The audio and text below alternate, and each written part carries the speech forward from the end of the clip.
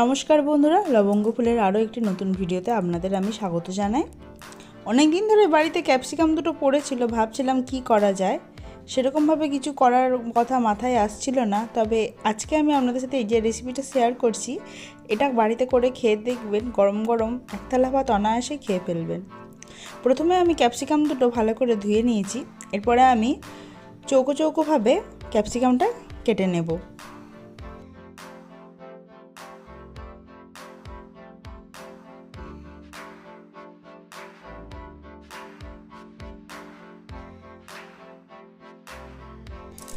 ঠিক চিলি চিকেনে যেমনভাবে ক্যাপসিকাম কেটে আমরা দিয়ে থাকি, ঠিক সেরকমভাবেই ক্যাপসিকামগুলোকে আমি কেটে নিচ্ছি।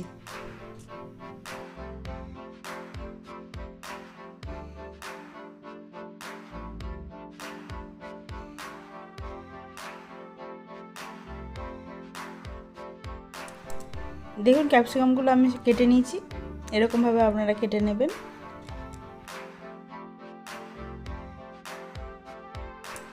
এবার মিক্সি বলে আমি কিছুটা সর্ষে দিয়ে দিচ্ছি, দিয়ে দেবো একটা গোটা কাঁচা লঙ্কা, আর দিয়ে দেবো 1 চিমটে মতন নুন।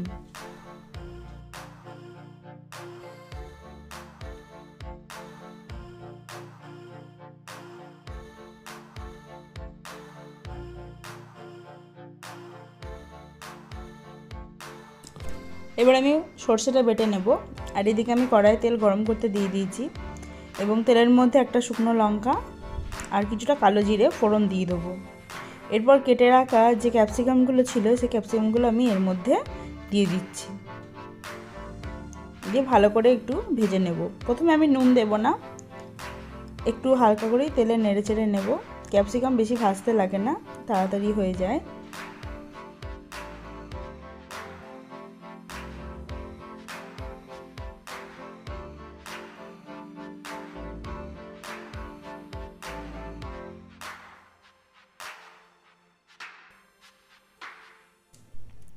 এবার ঢাকা খুলে আমি এর মধ্যে একটু নুন দিয়ে দেবো। এবার কিছুটা নাড়াচাড়া করে এর মধ্যে যে বেটে রেখেছিলাম সর্ষেটা, সেই সর্ষেটা আমি একটু জল দিয়ে গুলে নেব। কারণ সর্ষেটা জল দিয়ে গুলে নিলে সর্ষের যে খোলাগুলো, সেগুলো তরকারির মধ্যে যায় না, এর ফলে অম্বল হওয়ার চান্সও খুব কম থাকে। দেখুন সর্ষেটা আমি এখানে বেটে রাখাটা বাটিতে ঢেলে নিয়েছি। এরপর এর মধ্যে আমি দিয়ে দিচ্ছি জল। এবার ভালো করে এটা গুলিয়ে নিয়ে আমি ছাঁকনি করে ছেঁকে জলটা ক্যাপসিকামের মধ্যে দিয়ে দিচ্ছি।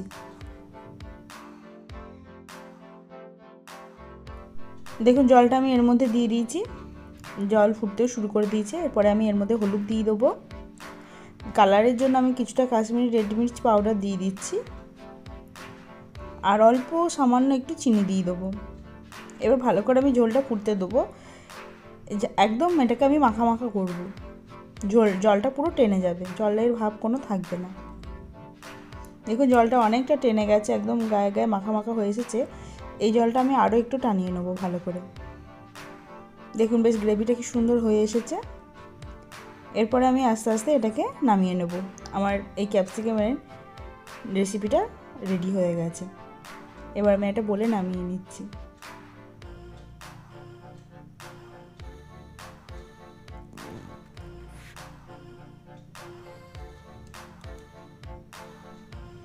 দেখুন ক্যাপসিকামের আমার রেসিপিটা রেডি হয়ে গেছে।